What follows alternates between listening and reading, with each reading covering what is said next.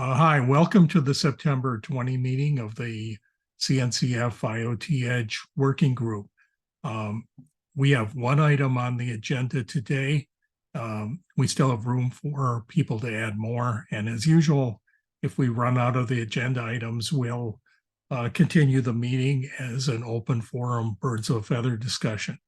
So the item we have is that at KubeCon North America in Chicago in November, there's going to be a 4-hour meeting of TAG Runtime on Monday. And we've been invited to present at this meeting to give an update on what's going on in the group.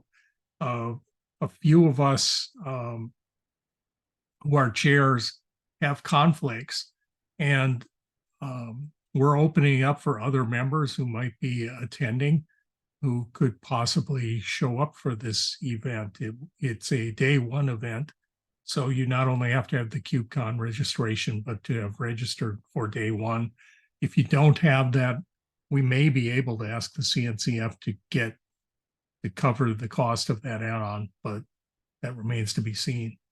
So that said, anybody else have any remarks on how we can cover this TAG Runtime event? And just as an aside, I think it'd be great if anyone who participated in the white paper was willing to go, because you could present the white paper, and I know that was something that we were interested in doing as well. So I think we'll also probably post this within the Slack to kind of get some thoughts from that group as well, to see if any of them are interested. But we can also go beyond that. I don't know that we have the people working on the white paper here looking at the participants we have so far, although some, like Andy, I think he's got a standing conflict and usually shows up at 30 minutes after the hour. So maybe we'll bring this up again if we have some late arrivals.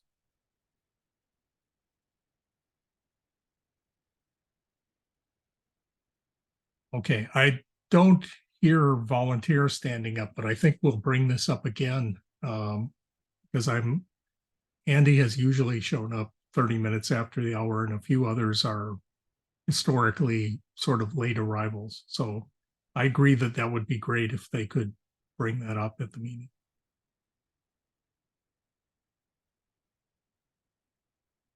Okay, well, that was the item on the agenda. I suppose another one that comes to mind is, I'm not sure, I know Kate and I are attending. Anybody else who who plans to be in Chicago? The reason I ask is that in the past, we have often tried to have a face-to-face informal get-together at some point during the conference, and maybe we can try to do that again this time. Yeah, I won't be there, unfortunately. If nothing else, what we could do is just declare a meeting spot during one of the lunches during the conference and do it that way rather than have it be after hours if people have conflicts, for work-related duties or whatever. I see Joel coming in and he's still connected, so connecting his audio. So as soon as he gets in, let's ask him about his presence and whether he can make the TAG runtime. Well, we're waiting for Joel to connect. Leon, if I said your name right, I don't think I've seen you in a previous meeting. Maybe someone else has, but I'm just curious if you want to introduce yourself. Hi, Leon. There is a lot of background noise actually in my end. But yeah, I'm quite the whole IoT group. I don't work a lot in hardware, but I'm just getting started with ARM and RISC stuff. I'm just looking out how I can contribute to the IoT. I think you were a little in and out there, but if I think I heard you correct, you're basically saying you don't work a ton of hardware, but now you're starting to work with platforms like ARM, and that you're interested in figuring out how to contribute to the IoT Edge space and get involved? Wow, great, thanks. Okay, cool, welcome. And if there's anything, what getting involved means can vary for people, whether that's like involved in kind of the way the working group works or in one of the CNCF projects within our space. So let us know if there's like a specific area you're curious and kind of sinking into.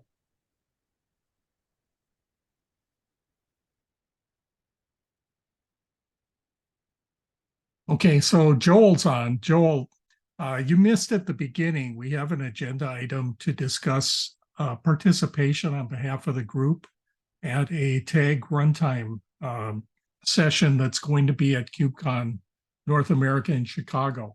And we were wondering if some of the people, one or more of the people from the group working on the draft white paper might be available to do this. Were you intending to go to KubeCon North America, Joel? Not at this point, Steve. It's viable, but I'd have to look at his schedule to see what that looks like.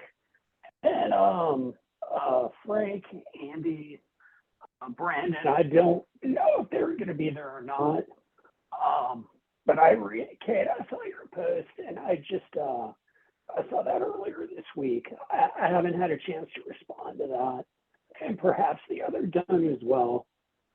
But I think it's been seen, and we'll probably need to give it a few more days to see if Frank or Andy or another will reply. Okay, sounds great.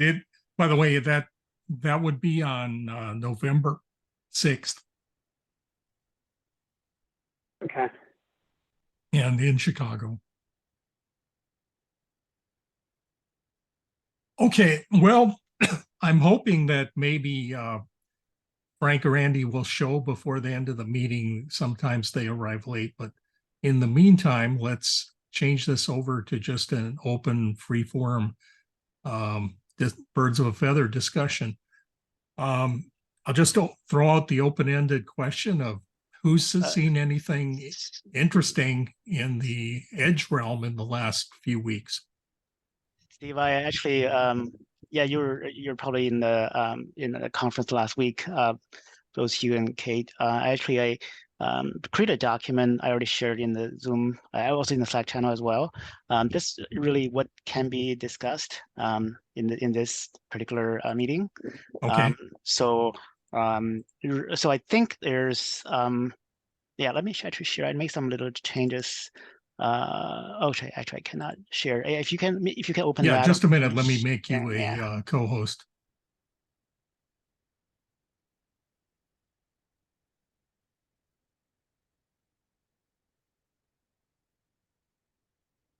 Okay, I think you're a co-host.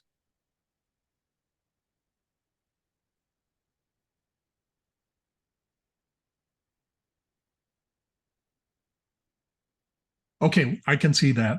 Okay, yeah. So I'm not sure you had time to watch the last week's recording. So basically, I just think there are quite a few things we can discuss in this meeting.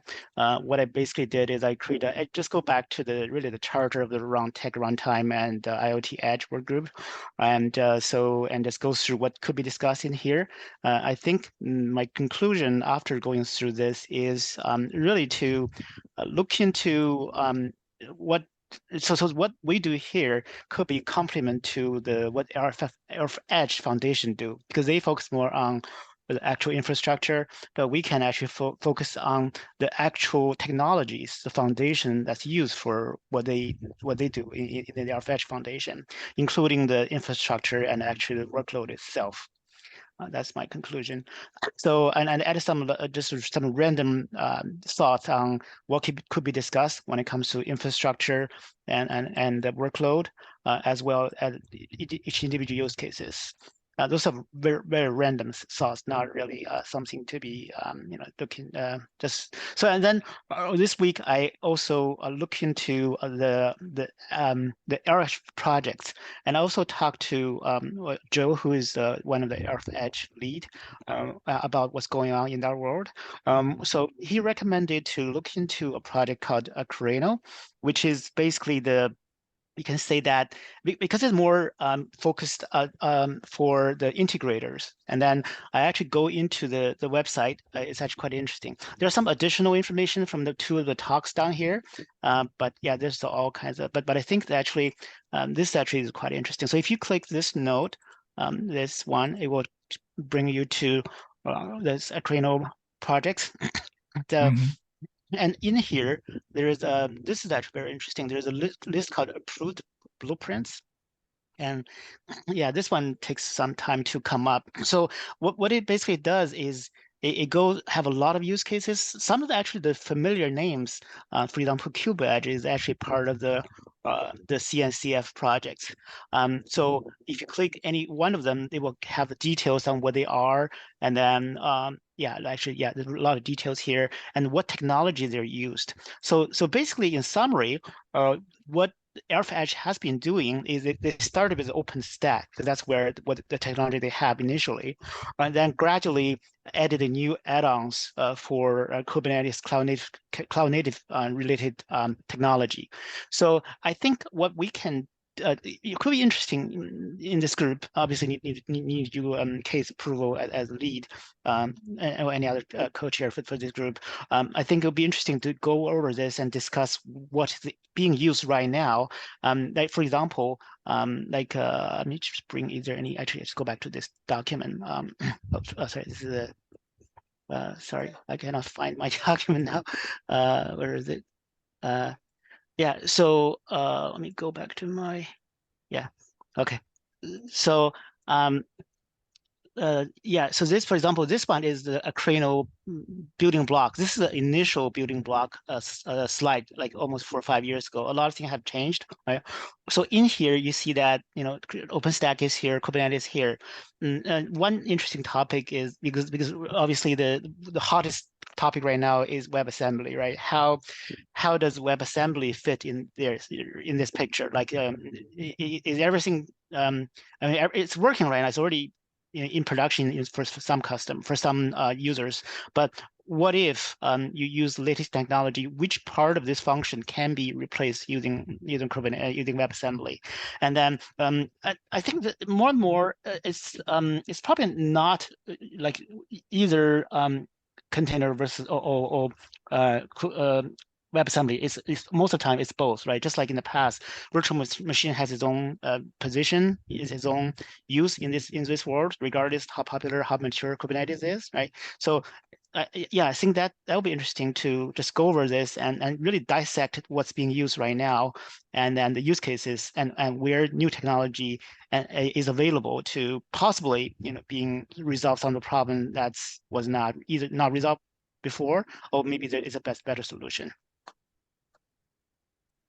Okay, let me comment a little bit on that. I think I am familiar with the Careno, and if you didn't know, they have their own regular cadence of Careno meetings and their own leadership. It's technically, I think, not a CNCF project. It's an LF Edge project, and there's quite a bit of overlap. So there's multiple groups running these open source edge-related projects.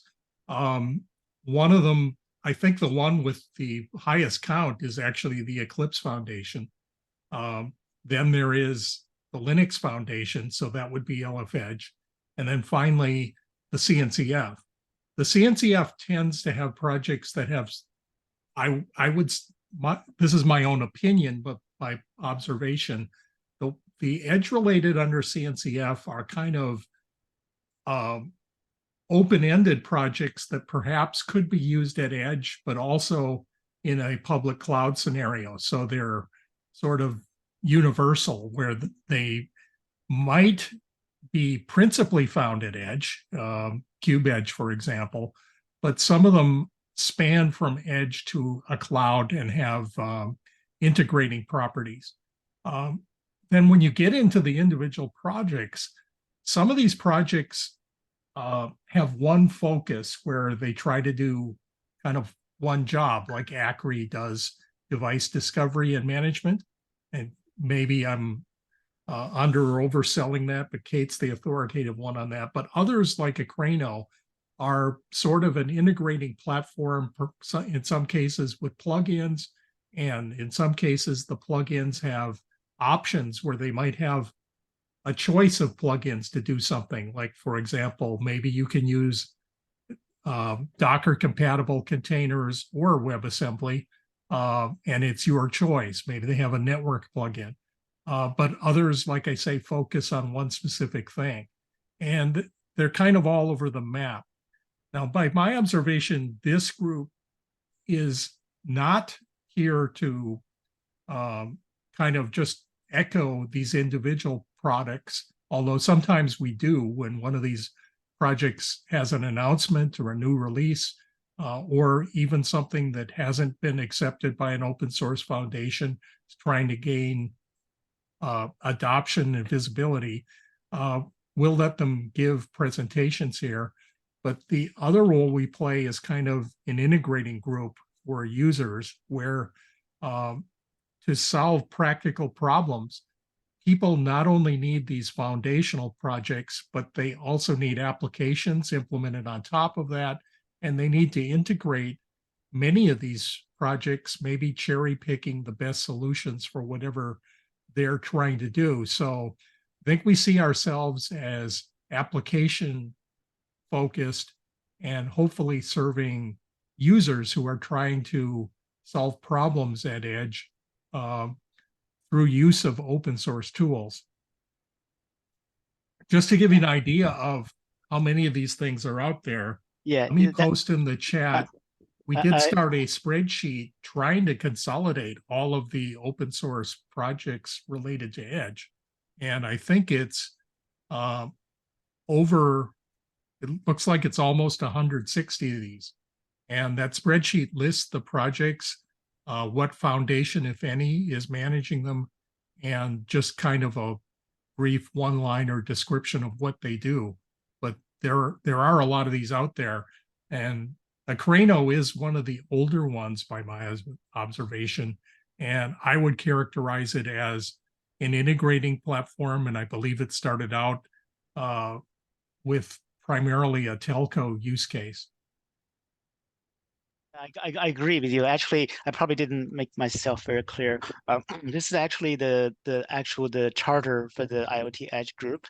The mission is to enable widespread and successful use of cloud-native technologies for IoT and edge computing use cases. And under the scope, it does have developing and adjusting infrastructure for edge deployment. For example, my understanding is, Acrano, for example, it's an existing mature project. It's been not a new project. So it might need new modifications, adopting new technology. So this group can help do that. For example, how to adopt WebAssembly into that infrastructure, right? And also the one that you mentioned, for example, the edge-specific workload, really the application for users, how to write and deploy workload that's suitable for edge environment. I agree. So, but I think the reason I brought up Acrano is not that it's something that we need to focus on, but I think it will be interesting to actually understand what is being used right now, because that's infrastructure, right? So for example, you're using virtual machine for a particular sub project, maybe should that be replaced by Kubernetes container now, or it doesn't have to be replaced because it's just a new project, just or maybe a new function added using Kubernetes. Maybe there are use cases WebAssembly make more sense. So that so by really analyzing the older projects like Acrano, it give us more of ideas of what can be done. Just go back to WebAssembly. I think WebAssembly as a concept has been there for a long time, right? And then W3C really did the actual draft on the details, like starting like 2017 is when they published, and it only got more popular lately in the CNCF community. So it's just a gradual progression from theory to actual standardizations to implementations. So I view this group is sort of after the standard, I mean, the specs. It's more of time to build some foundation projects, and later on can be used by infrastructure projects such as Akraino. Mm-hmm. Yeah, So it practically sounds like- speaking. Oops, go ahead, Kate. It sounds like what you're saying is you did some research into Akraino and you noticed that they're missing including WebAssembly in their picture, and that we as a working group could help them understand how that changes their picture. Yes, help them understand like what new technology is available within the CNCF umbrella, so that they can adopt this new project like into the existing project infrastructure projects such as Akraino. And just to follow up with that, what WebAssembly projects in the CNCF umbrella would you think that you would want to recommend them to? And the reason I'm asking that is WebAssembly is not as defined by the CNCF umbrella as other spaces, just as the Edge projects scatter way beyond the CNCF umbrella. So if you look at like the CNCF WebAssembly landscape, only a few of those projects are actually CNCF projects. And so we get into this kind of weird gray area there. And my other comment is that there is a WebAssembly working group within the CNCF. So I think just figuring out scope of the working group is another thing we may want to consider, slash how to collaborate with the WebAssembly working group if that is like a specific area we want to focus on moving Edge towards. But I think you also might be making a general point that this working group may just be good at helping projects know what the next step is, since we might be more forward looking. When it comes to CNCF project or not, I actually have a lot of thought about that. I think actually, as long as it's open source, it doesn't have to be CNCF project, right? Because having CNCF project have its own advantage, and not being part of open source sometimes actually also have advantage actually.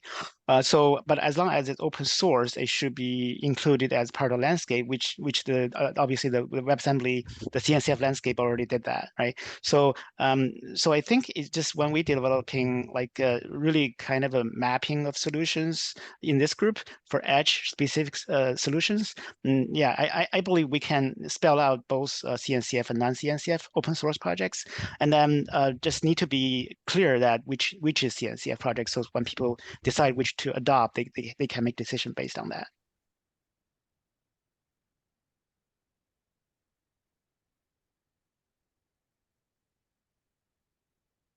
Okay, my observation is, with specifically for Akraino, in order to bring, if you were convinced that they could benefit from WebAssembly, you'd really best manage that, I think, under the Akraino project itself. So it's got a it's pretty well established with a steering committee structure. And these would be the people who would make those kind of decisions. I just posted the list of that in the chat. Some of the people like Tina are regular attendees at this group. And I know Tina was program committee at the Kubernetes on the Edge Day event under the CNCF in Europe earlier this year. And she's well aware of WebAssembly. And is on steering committee for Akraino. So I think they're certainly aware of the existence of WebAssembly. And I don't see this group as being that effective at, we could maybe learn some things and go make a presentation at their regular meetings. But I don't think that this, or even a meeting of this group, would be the best place to try to re-architect them to add a feature where you could use both traditional containers and WebAssemblies. It might be better done under the Akraino project itself. Now, there are some projects, open source and Edge, that aren't as evolved as Akraino. that maybe could benefit from open discussions in this group, just because they don't have a regular structure or forum of their own. But I think a Crano maybe isn't a great match other than us realizing it exists. Actually, that's the exact. I didn't mean that we need to focus on. I'm using Akrino as an example. Okay. Yeah. So that like this under Akrino, there's so many different like proposed blueprints. What the blueprints are, basically, if you look into it, is just people think, okay, we have a solution that probably can be integrated into the Akrino, the current Akrino framework. So this is just additional, including, like, for example, if you see there's a Kubernetes native infrastructure. In addition to Cube Edge. So what we can talk about is nothing to do with the Akrino. I'm using an example. Yeah. It would be beneficial for us to use a Akrino as an example to see what's going on there and what kind of a problem maybe that's not resolved or maybe better resolved using new technologies such as WebAssembly, right? But what we can focus on is just what's available within the CNCF landscape, and maybe some anything that's similar, as long as it's in the especially it's already in the WebAssembly in the WebAssembly frame landscape published by CNCF.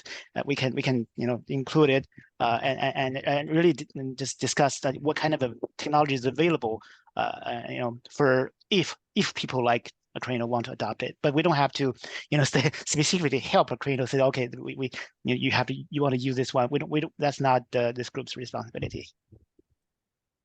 Maybe we should let's ask a user. I see. I don't know if he's available to talk or just kind of lurking and observing, but I see we have somebody from the telco dish attending now. So I'd invite you to make comments as to how. Maybe you're even familiar with Akrino, but you're certainly familiar with telco in an edge native form. Yes, of course. This is Julio. I work for Dish in the technology development team. I am honestly not familiar with Akrino. I will look at it, so I cannot comment on it.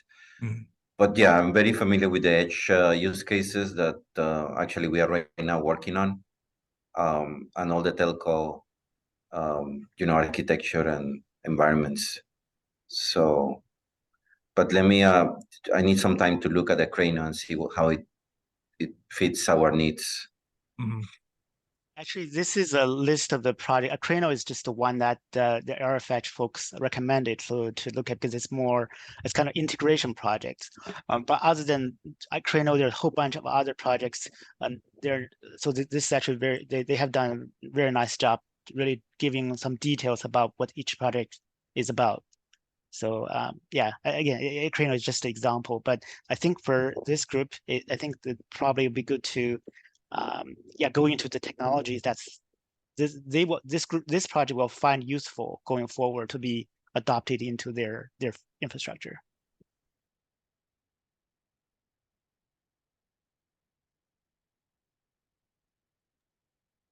So are we looking to kind of take inspiration from the LF Edge? Essentially, are we thinking maybe we want something like this, like a grid of CNCF projects and this, so that when people enter the CNCF landscape, they understand, okay, I need something that is focused on device connectivity, or something that helps me with like distributed logging at the edge, and I can see in this grid what project to use within the CNCF landscape? Exactly. Yeah, Kate, you really hit on the nail right there. So as you said, connectivity, edge-related kind of specific logging, those that's only Edge have that problem, right? So if we can create a sort of similar table like this, doesn't even have to be this detailed. So this way, when people from this project, if they look at the deliverables from this group, say, okay, now we have new technology, can we adopt it so that we make this project better in some way? Steve, your spreadsheet was also came up last week, so Yeah. maybe I mean, if we go into this, I think it would be a good base for any work. Yeah, the spreadsheet was an attempt just to put up an initial draft, and it's not well formatted, but I think it's the basis. And one point I'd have, I'm trying to stand, even though, people can consider that I'm potentially conflicted, since I, like most people here, work for a vendor, but I'm trying to stand in the shoes of an actual user. And I think if we were to constrain this publication to only CNCF projects, that we're doing a disservice to users. Because does a user really care if it's CNCF or not, if there's other open source projects that are better suited to their needs? I think you've got things that maybe are open source under a different foundation, or so new that they haven't been adopted by a foundation yet. And I think that it's very useful to include projects like that. In many cases, there's going to be 2 or 3 projects that do similar things. And as a user, I want to cherry pick the project that's best for my needs, or maybe evaluate projects based on how healthy they are, where health is measured in terms of, how well maintained are they, how responsive are they to issues and PR requests, how varied is the universe of contributors. So I initially suggested that spreadsheet just to try to get a really comprehensive list. And the only rule I had was that they are open source, that I did intentionally exclude 100% commercial products, but I was open to open source projects from any foundation, or even projects that are completely independent at this stage and don't have a foundation guiding them. I agree. Actually, I originally I thought open CNCF only should be included, but I talked to more people. I agree that it's really up to the user on what they choose. So as long as I mean, I guess it's debatable whether closed source vendor projects should be included. Some people even say that should be included as well, because as long as it's spelled out that this is a CNCF project or not, open source or not, so that it's but of course it might be too much. That's the problem. Yeah, the thing is, I don't even want to do the research on closed source, because in some cases it's hard to do. And you're right. Already, I was shocked where initially when I undertook this spreadsheet, I was thinking there might be, 50 to 100, but it's north of 150, and I doubt we have them all. There are some that got removed just because they're so obviously unhealthy that there were a few lines in that sheet where no one's updated the project for years, or the project itself declared itself dormant, in which case it was removed. But it's north of 150, even in projects that at least appear to be pretty healthy. With regard to whether it should be CNCF only, the CNCF is a subsidiary or an affiliate of the Linux Foundation. So I think that at a minimum, we should include both LF Edge projects and CNCF, because there is a relationship between those organizations. The Eclipse Foundation is kind of off independent, but I personally have no objection to including Eclipse Foundation projects as well. I do know that many users happily integrate both Eclipse Foundation Edge projects and LF Edge and CNCF Edge projects. So, it seems like we have to recognize reality that users don't necessarily care so much who the foundation is, so long as it's well managed and healthy. Thank you. Sorry, I got a job for appointment. So okay. Thank you for the time. Sure. In fact, I'd go so far as to say that if you look at some of these projects, they often include others, by integration. So if you looked at Akraino plugging in Kubernetes, for example, it's an LF Edge project that has, at least as an option, the ability to merge into Kubernetes, which is under the CNCF. And I think if you look at all these permutations, there's already plenty of examples of projects integrating one another across foundation boundaries. And what you don't see is open source projects sucking in commercial, but yeah, you do see them pretty freely mixing and matching other open source projects with appropriate licenses.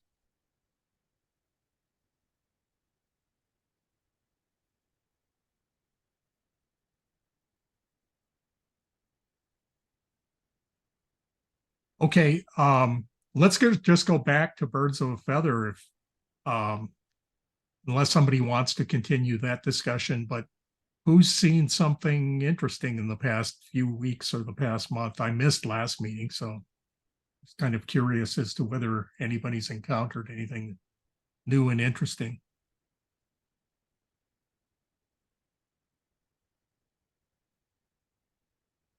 I did see the note about the robot operating system that was dropped in our Slack channel.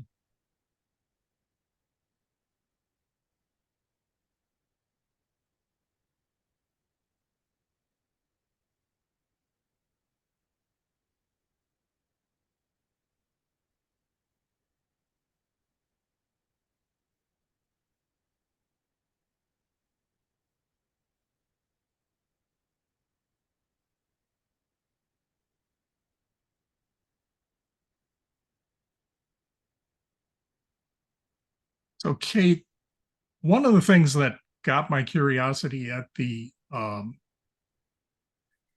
Europe was that WebAssembly integration with Edge that was being shown by Vito Kura. And back at KubeCon Europe, they were saying that they were going to open source it by now, but it doesn't look like that's happened. Do you have any familiarity with that? I'm just thinking you might, since you're in the WebAssembly arena. And for others who are not familiar with this, what it was an attempt to put an abstraction layer over Edge machine learning accelerators by using plugins implemented in WebAssembly. You did just have WasmCon a couple weeks ago, which is actually what I was looking up for if folks wanted to watch any of the videos.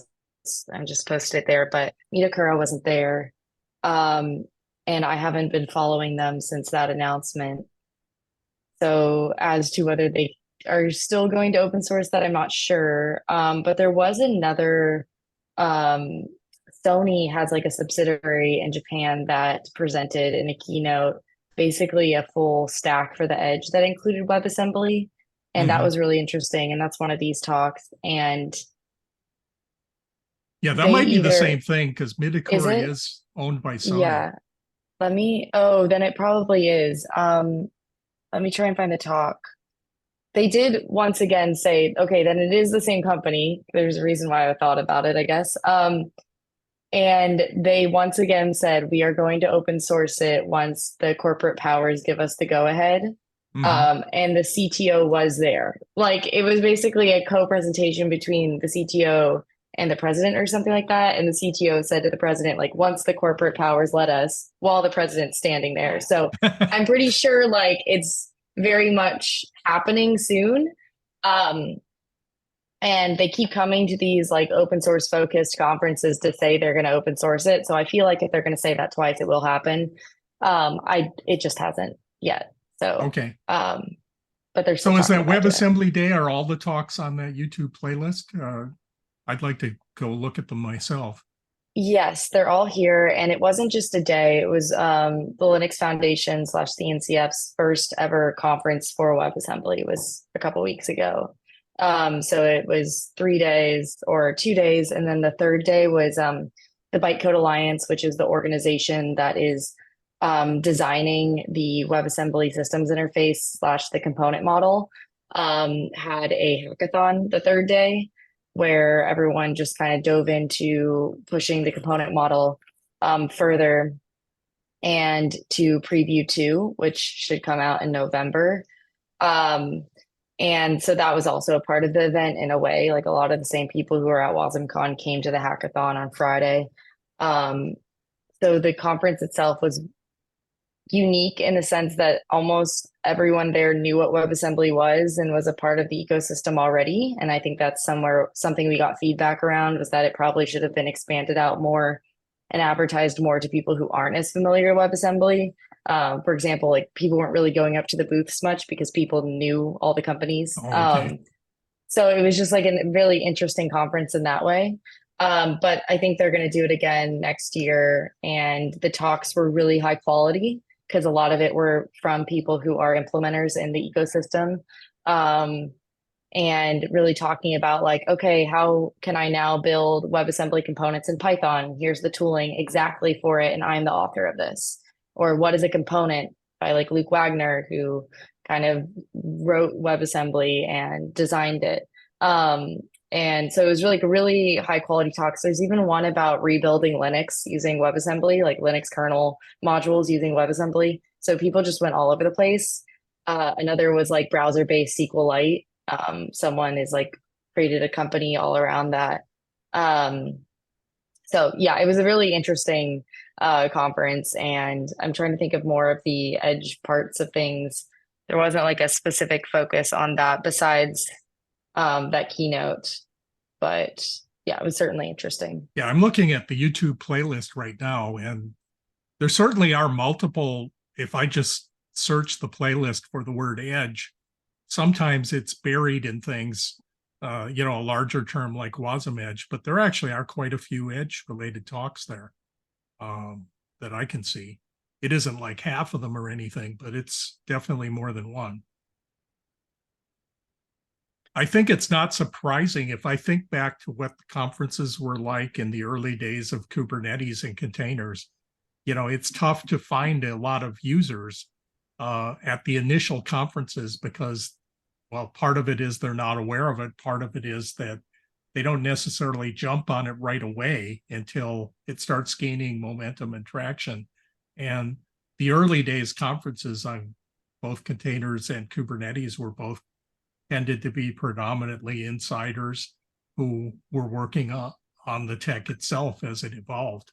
And you just have to wait for the traction. But you're right, some of going and looking at those replays of those early ones while it was being formed are still fascinating talks that have value even years later, kind of explaining how the decisions were made. Yeah, I think it'll be interesting to see if it becomes more corporate down the line and less like technology focused and more product focused. And right now it's just about the core technology, which is really interesting. It's sort of the interesting thing is I think that I'm seeing, at least in the AI field, and AI isn't as new as WebAssembly. I think AI and the machine learning have had a few false alarms going back decades, where people got all excited, but it wasn't so easy to do. But in recent times, the whole ChatGPT generative has gotten the attention of regular corporate CEOs to the point where users are clamoring to learn about that.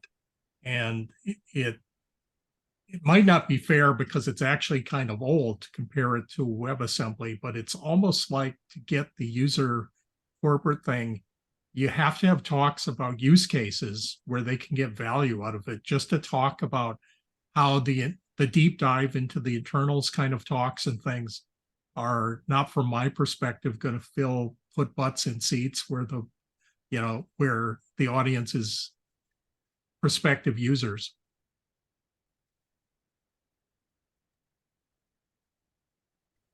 But yeah, I appreciate you giving the link to those talks, and if there's anything more, particular sessions or things you recommend, go ahead and put them in the notes later or in the Slack channel, because I'm interested in going back and catching up on those since I missed the event myself. Okay, do you have any updates on WASI and how the progress is going on there? I'm a little bit on the other side of the things these days, but I think especially for the edge, right?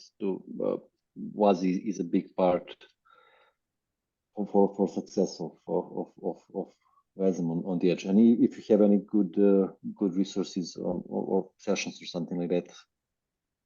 Yeah, and I'll try and share more resources in the notes too, but essentially, just for folks who may not know, WASI stands for the WebAssembly Systems Interface. So it's basically these system level interfaces for saying that a WebAssembly used to be called module. Now we're moving to the word component, and I can talk about why, can interact with a host. So how can it read files? How can it do HTTP requests, receive requests? How can it write to a SQL database? How can it read from it, key value stores, etc. And I think I mentioned it briefly, but in November is coming preview 2, which defines a certain set of features that we expect WASI to have, including like HTTP inbound, outbound. I don't know the exact list off the top of my head, but I'll share a link where Bailey Hayes, CTO of Cosmonic, talks about the roadmap and what's expected about preview 2. But a big thing is that we're now in the components world. So one of the really exciting things about WebAssembly is that not only is it this isolated portable unit, but it also, with the component model, has this specified world that it defines. And then it can be composed with other components. So the idea is that you can link components and they're each isolated, but they have these specific interface boundaries. So they know how to interact with each other, which means that I can create a component and take a JavaScript application, compile it to a component that is described by one world and link it to another component that is built in Rust. And as long as their imports and exports are satisfied, I could execute it. I can share. So one of the things I've been working on lately is the documentation for all of this, because it's really hard to get answers about all this. And just a couple weeks ago, the Bytecode Alliance put out documentation on the component model. And so this hopefully answers a lot of the questions about like, what is like this next phase of WebAssembly on the server? What is a component? How do I use it? How do I get started? And there's a tutorial in there for if you're more of a hands-on person. And it talks about like, what are the runtimes that you could host this on? So a WebAssembly runtime versus like a language runtime, like JavaScript or Python. So there's just a lot you can go through with all of this. I don't know if I even answered your question, but I'll look up that roadmap awesome, video. Yeah, I found it in the playlist. Awesome. Thanks a lot.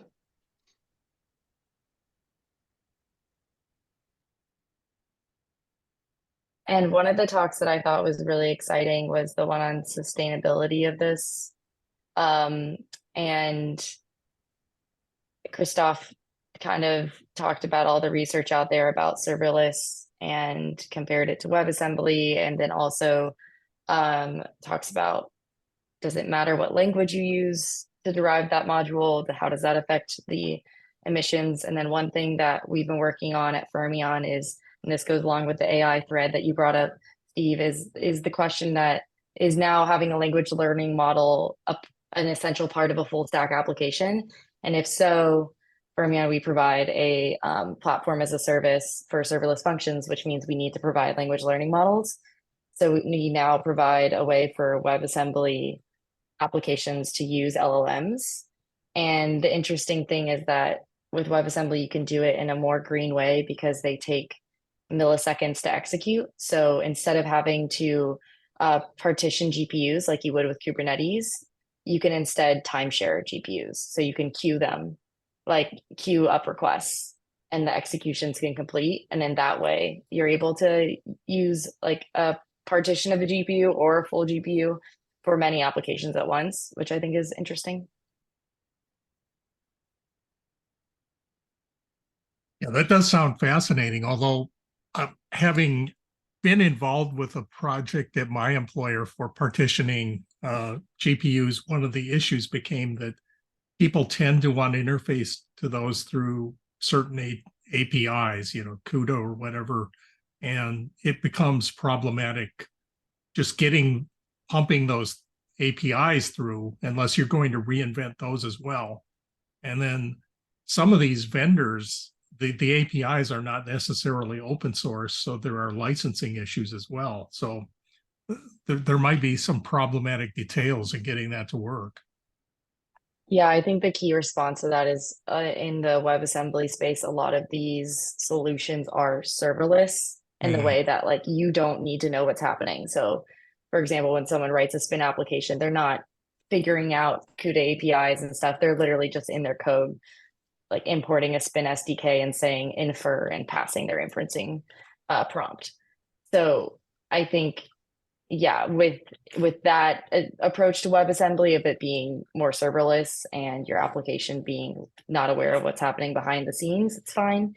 But I don't know what it would look like to try to have multiple applications try to implement the full stack of interacting with that GPU. I don't think that would be the ideal approach. Yeah. Another interesting thing, I mean, you're talking about language models, but one of the interesting perspectives that's come out through several presentations I've been at under the TinyML organization, and TinyML is machine learning for edge or low resource, is that the public got caught up in ChatGPT and the large language model, but actually that's the whole generative AI and language model is just a subset of what's out there in AI ML. And it's perhaps like 1/6 of the what they call the total addressable market. And they think that particularly at Edge, that's probably close to irrelevant in terms of what applications you're going to find useful.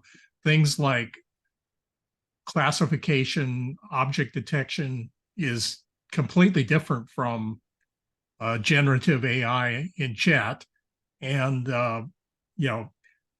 predictive maintenance, curve fitting, data reduction. There's a list of about 5 of these that there was a presentation under the TinyML that attempted to forecast kind of market share, if you will, for things running at edge, and the generative AI was far less than 50%, and I think it was like in 5th or 6th place. So there's room for plenty of technology in edge related. I think it could all benefit potentially from packaging in the form of WebAssembly. That was why I was particularly interested in that Metacora thing that attempted to abstract out differences even in the accelerator engines, because kind of in the generative AI space, NVIDIA has kind of cornered the market by my observation. There are other people who claim to have competitive accelerators, but in terms of enterprise spend, I don't think that they're close to NVIDIA.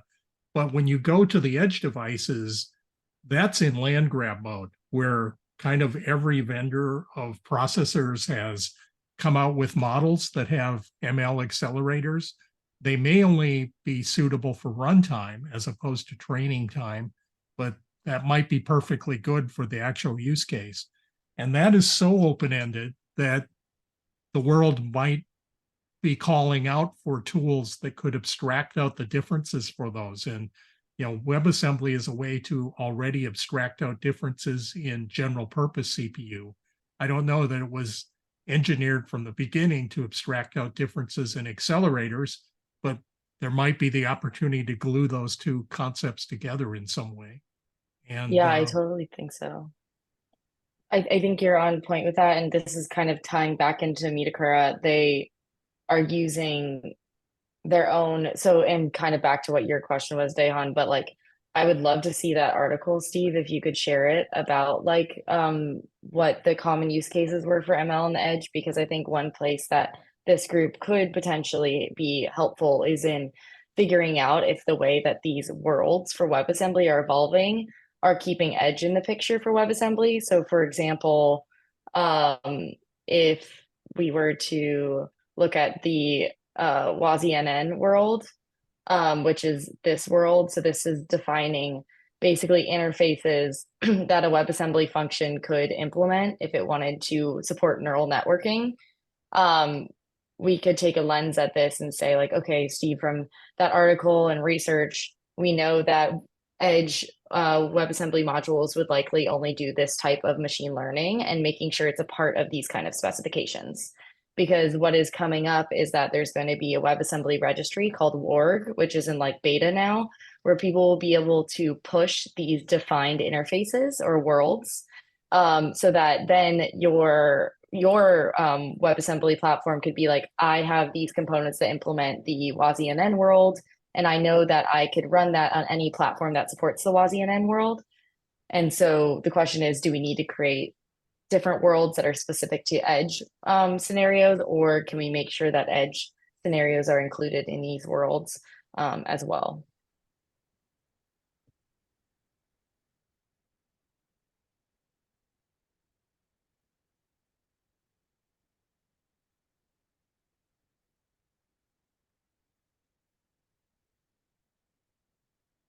Going silent here because I'm trying to find a reference to that deck, but I'm finding it that quickly.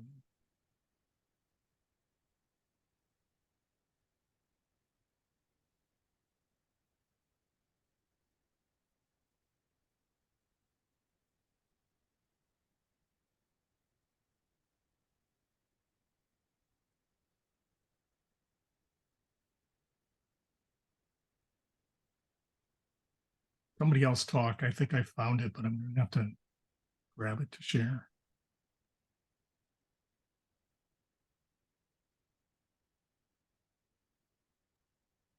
I guess one call to action based off all of this is maybe we should have a joint meeting with the CNCF WebAssembly working group. I haven't been going to their meetings, but one of my coworkers is a chair of it. And so we could potentially have a meeting that's focused around, is there certain ways that we need to think about developing WebAssembly so it's suited towards the edge, and just have a discourse back and forth with that group around that? Yeah, Yeah, when are that's those great idea, meetings? yeah. Bi-weekly on Tuesdays at 8 a.m. Pacific.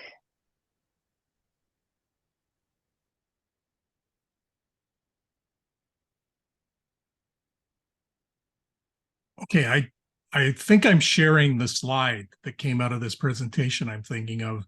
If you search for, if you see here on the slide Vision Summit and like Edge Impulse, I think you'll find the deck. I think they did sort of, it wasn't a paywall, you didn't have to pay, but they wanted you to register. So I'm somewhat want to respect if they want to, you know, gate access to this deck by having you register rather than me simply republish it. I'll do that, but you can't see this, right? Yeah, I can Yeah, see yeah. you sharing. So it. here are the common ML tags, and this is specifically at Edge. It was based on a poll, and oops, you can see that the classification was the top one: object detection, regression, anomaly detection, image segmentation, and here you have generative, which would be the ChatGPT like, and it looks like it's in 6th place with 5% of what they suggest are the common ML tasks found at Edge. So this tells me that, you know, just like Kate, if somebody came up with a mechanism to abstract out generative language models in WebAssembly, that might be useful, but it's probably more useful for things that are cloud hosted or, you know, traditional cloud native workloads and apps as opposed to edge native. And if it looks like there's like 5 use cases here where wrapping these up, you know, for them to be consumed at the edge would be really useful. And in particular, the survey did cover hardware, but I think this is just more backward looking, and kind of any vendor, for obvious reasons, selling into the edge CPU market seems to be adding modules for AI and ML acceleration, and they're not alike. So there might be a real opportunity here to come up with tooling that would abstract out the differences, whether it be something like I don't know, I would contend in general purpose compute, tools like Docker containers were an abstraction layer, just like virtualization was, where you weren't, your app could be written without firm ties to the infrastructure, making it very portable. And as these ML accelerators come out at Edge, I think there'll be a compelling use case and user demand for tools that would make things be portable across boundaries for these. I mean, even if you willingly signed up to lock yourself into a vendor over time, that vendor is very likely to have different models as time progresses over the period of years or decades, so that having that abstraction layer is what gets you your future proofing. Anyway, if I come up to I'll try to come up with the link to download this whole deck, and if I do, I'll put it in our Slack channel. So we're at 3 minutes after the hour. Does anybody have any last comments, remarks, or suggestions for topics for the next meeting? Okay. So I think we'll close the meeting. I'll try to get in touch. If Joel, if you think you can't make it, I'll try to get in touch with some of the other people who worked on the white paper with regard to presenting at the TAG Runtime. So I'm going to close the meeting. So bye, everybody. Bye, everyone. Take care, folks.